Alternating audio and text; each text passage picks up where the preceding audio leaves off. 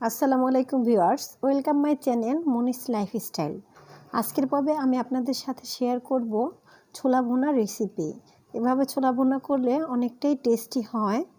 আমি ছোলা ভুনা করার জন্য নিয়েছি ছোলা, 5-7টি আলু ও 1 কাপ পেঁয়াজ ও 10-12টি মরিচ কুচি। ছোলা ও আলু আমি ভালোভাবে ধুয়ে একটা প্রেসার কুকারে 3টা সিটি দিয়ে সিদ্ধ করে নিয়েছি। এখন আমি আলুগুলো ছিলে নেব এবং ছোলাগুলো একটা ঝুড়িতে ঢেলে ভালোভাবে ধুয়ে পরিষ্কার করে নিব।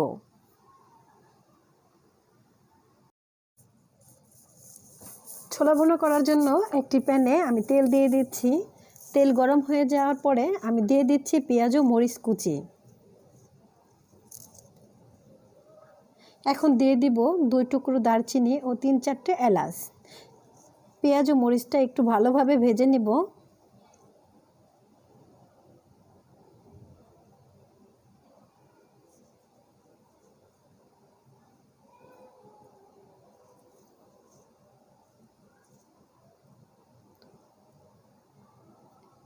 এখন দিয়ে দিচ্ছি 2 টেবিল চামচ রসুন ও আদার পেস্ট। রসুন ও আদার পেস্ট দিয়ে আবারও পেঁয়াজ ও মরিচটা খুব ভালোভাবে একটু ভেজে নিব ও মিক্স করে নিব। এভাবে কিছুক্ষণ আমি পেঁয়াজ মরিচ ভেজে নিব।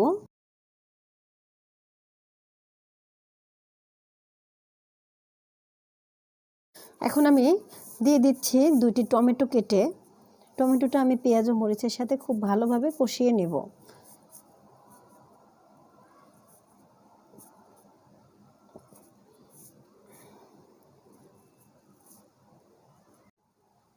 দিয়ে দিচ্ছি 1 চা চামচ হলুদের গুঁড়া, 1/2 চা চামচ মরিচের গুঁড়া, 1 চা চামচ জিরা গুঁড়া ও 1/2 চা চামচ ধনিয়া গুঁড়া ও স্বাদমতো লবণ। এখন আমি সবগুলো মশলা খুব ভালোভাবে কষিয়ে নেব। হালকা একটু পানি দিয়ে মশলাটা খুব ভালোভাবে কষিয়ে নেব যেন মশলার উপরে তেল ভেসে ওঠে। দেখুন বন্ধুরা, আমার মশলাটা খুব সুন্দর কষানো হয়ে গেছে। এখন আমি দিয়ে দিচ্ছি সিদ্ধ করা ছোলাগুলো এবং আলুগুলো আমি হাত দিয়ে থেতো করে নিয়েছি যেন খুব সহজে ছোলার সাথে মিক্স হয়ে যায়। আপনারা চাইলে ছোট ছোট পিস করে কেটেও দিতে পারেন। এখন খুব ভালোভাবে নেড়েচেড়ে ছোলাটা ভুনা করে নেব। খুব ঘন ঘন নাড়তে হবে যাতে নিচে লেগে না যায়। রান্না অবশ্যই মিডিয়াম আঁচে করবেন। এভাবে বেশ কিছুক্ষণ নেড়েচেড়ে নিতে হবে।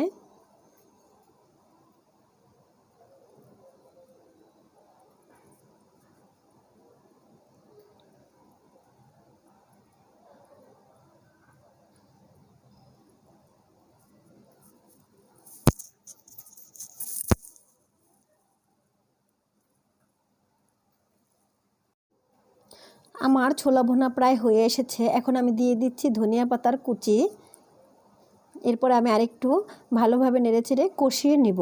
তো বন্ধুরা, আমার এই রেসিপিটি যদি আপনাদের ভালো লাগে তাহলে অবশ্যই ভিডিওটিতে একটি লাইক দিবেন ও আমার চ্যানেলটি সাবস্ক্রাইব করে আমার পাশে থাকবেন।